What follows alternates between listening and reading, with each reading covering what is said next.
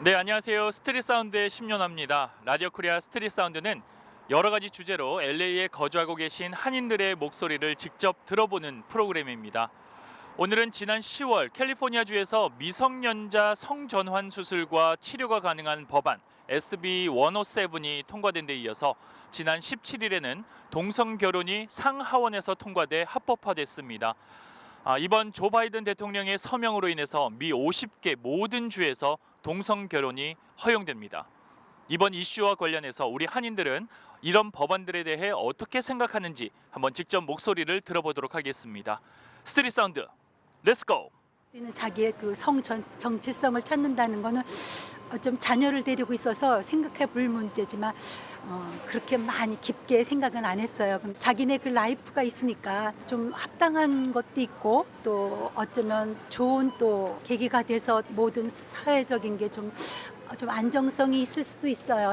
성전환에 대한 것도 있고 동성애로 해가지고 큰 문제가 없다면 성적인 뭐 이런 걸로 해서 범죄나 뭐 이런 게 없다면 그것도 좋은 방법이었다고 생각해요. 어쩌면 이런 건 이성적이나 성적이나 이런 거에서 좀 필요한 문제로 좀 싹이 트지 않았나 하는 생각이 드네요. 미성년자들이 좀 교육적인 그런 성교육이 좀 있었으면 좋겠고 좀 의학적인 거에서 많은 그 심리학적인 거, 정신적인 거를 앞으로의 40대 넘고 50대 돼서 과연 어떻게 살 것인가에 대한 그거를 좀 교육이 좀 있었으면 세미나 같이 뭐 이런 게 좀 있었으면 합니다. 동성애는 저는 항상 저한테 피해만 안 주면은 상관없다는 입장이었어서 자기들 인생이니까 만약에 앞으로 그게 계속 사회적 문제가 되고 뭐 수술하고 돌아갔을 때 거기서 문제를 일으킨다던가 그랬을 때 법이 조금 더 강화가 되거나 레지던스라든가 뭐 그런 정보를 좀 받아서 확인이 되면은 해주는 그런 쪽으로 바뀌는 게 맞지 않나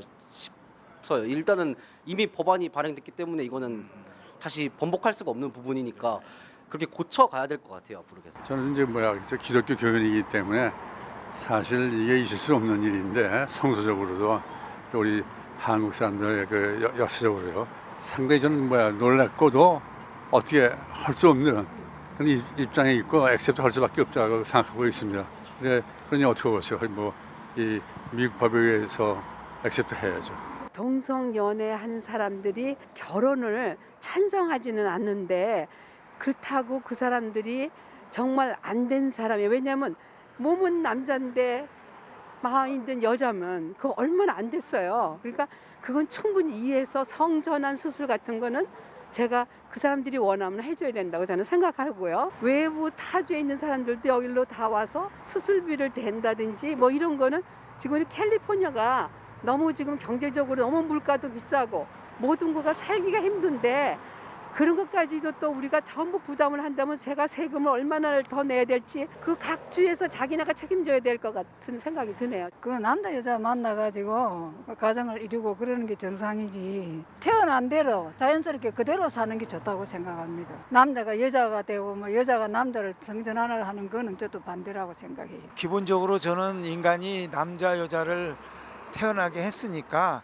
동성도 있을 수도 없고 아예 그 성 자체를 바꾸고 남자는 남자답게 살고 여자는 여자답게 살고 결혼해서 정당하게 애를 낳고 뭐 이래야지. 남자끼리 살면서 무슨 인공수정해 갖고 애를 낳고 이거 무슨 과학의 장난인 것처럼 이렇게 살아서는 안 된다고 생각을 합니다. 돈이 많고 살기 좋은 캘리포니아라서 다른 주보다도 캘리포니아에서 이것저것 무분별하게 그냥 뭐 법을 통과시키고 이래서는 안 된다고 생각을 합니다. 생각은 아직 정확하게 많이 안 해봤지만 우리가 캘리포니아 여기 LA에서 돈이 뭐가 많다고 해서 이렇게 다른 사람한테 도와줘야 되는 건지 그게 의문이더라고요. 그래서 이건 법이 바뀌어야지 그냥 놔두면 안 될 것 같아요. 내가 아무리 미국이 좋다고 그러지만 그런 것까지 허용이 된다는 거는 있을 수가 없다는 얘기예요. 더 이상 뭐 할 말이 그거밖에 없어요. 말이 안 된 거죠. 학교에서 너는 여자, 남자 어떤 걸 하고 싶어? 중성 다 할 수 있어. 선택을 하는 거야 라고 얘기를 하기 때문에 아이들이 난 여잔데 선택을 하는 게 뭐지? 하면서 혼란을 겪고 있는 것 같아요. 그래서 분명히 자기가 여학생으로서 이렇게 생활을 안정적으로 하던 아이였는데 어느 날 자기가 이름을 중성이라고 바꾸고 왔어요. 그리고서 머리 한쪽은 짧게 남자처럼 자르고 혼란스러우니까 한쪽은 여자처럼 예쁘게 기르고 이렇게 다니면서 옷도 어떤 날은 굉장히 남자처럼 입고 어떤 날은 굉장히 여성스럽게 입고 그러다가 중간을 찾아가고 그러면서 그것을 이해하지 못하는 부모님들과의 갈등이 심해지는데 뭐라고 얘기를 하냐면 오늘 학교 생활이 어땠냐 뭐 이런 것들을 질문을 하면 많은 이야기를 해요. 그럼 집에서도 이런 이야기를 하니? 그러면 가족들과 자기는 관계하지 않는다. 그들은 나를 이해하지 못한다. 이런 이야기를 할 때 제가 너무나 충격이 컸어요. 그리고 실제 이제 아버님이 오셔서 이야기를 나누다 보면 아버님 얼굴이 굉장히 어두우시면서 이 아이와 관계를 어떻게 풀어나가야 될지 모르시겠다고 하는 것들을 봤어요. 저희 학생들 중에 굉장히 모범적인 학생이에요. 학교에서 모든 과목을 A를 받고 성실하게 학교 생활을 하는 아이인데 자기가 성 정체성의 혼란을 겪으면서 하루는 내가 남자라고 생각하고 하루는 여자라고 생각하고 하루는 양성애자라고 생각을 하면서 하루는 남자아이와 데이트를 하고 하루는 여자아이와 데이트를 하고 심지어 셋이서 남자 여자 이렇게 셋이서 같이 손을 잡고 다니면서 같이 데이트를 하고 이런 경우까지 목격을 하게 되면서 제가 큰 충격을 받게 되었어요. 이거는 이제 가까운 한두 달 전에 벌어진 일인데 최근에 와서 이런 교육이 만연해지면서 아이들이 이런 정체성을 겪는 아이들의 숫자가 굉장히 증가하고 있구나 이런 걸 느꼈어요. 근데 아직은 우리 아이들이 트랜스젠더로 뭐 나는 남자인데 여자가 되고 싶다 이렇게 해서 수술을 하겠다는 것까지는 저는 보지는 못했어요. 저희 가까운 학생 중에는. 근데 이제 학교에서 그런 아이들이 있겠죠.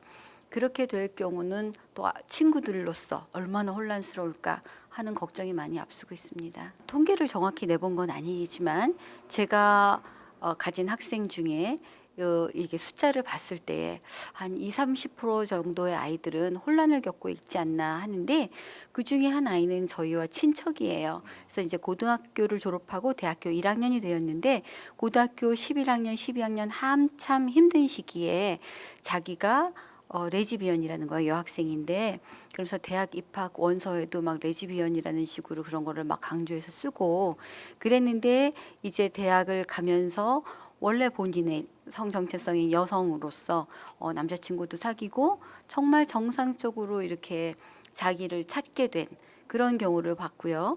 또 한 아이도 가까운 아이인데 이 학생도 자기가 양성애자라고 그랬어요. 그래서 이제 남자처럼 꾸미고 다니고 그랬었는데 지금 한 2-3년이 지나는 사이에 결혼을 하고 이런 일들이 벌어졌는데 그 사춘기 10대에는 자기에 대해서 아주 100% 확실한 정체성을 가진 아이들이 많지가 않아요. 그럴 때에 여러 가지 갈등도 많이 겪고 있고 그럴 때 친구로부터 관심도 받고 싶고 부모님으로부터도 관심도 받고 싶고 하기 때문에 자기 성 정체성을 가지고 혼란스러운 정체성을 가지고 이제 크게 이야기를 하면 갑자기 친구들이 학교에서 그거를 멋있다고 생각하기도 하고 그렇게 해서 주목받기 시작하니까 이게 뭐 대단해 보이기도 하고 그렇기 때문에 이런 것을 자꾸 꺼내놓으면서 화제로 삼으려는 그런 학생들도 있죠. 그렇지만 이제 자기가 어떻게 알 수 있냐면 여러 가지 형편이 좋아지고 자기가 대학에 합격을 하고 안정을 찾게 되면 성 정체성에 대한 이야기를 더 이상 하지 않는 걸로 봤을 때에 이 사춘기 시기에 이거를 통해서 친구들이나 뭐 사회나 혹은 가정으로부터 관심을 끌고 싶어하는 친구들도 있기 때문에 이제 이런 부분들을 잘 알아서 이해할 필요가 있을 것 같아요. 아이들이 혼란을 겪는 시기예요. 청소년기는 혼돈 속에서 자기를 찾느라고 고생하는 시기에 학교가 이렇게 너는 여자도 되고 남자도 되니 선택을 해야 된다. 언제든지 자유롭게 모든 사람에게 너를 말해도 된다. 이렇게 얘기를 하니까 오히려 더 큰 혼란을 겪는 학생들이 많고 이런 혼란이 성 정체성에서만 끝나는 게 아니라 아이들의 여러 가지 사고, 성장, 정신적인 여러 가지 가치관 모든 것에서 혼란을 겪기 때문에 그 혼란을 겪는 아이들이 너무 힘들어하고 어려워한다는 부분을 생각을 해서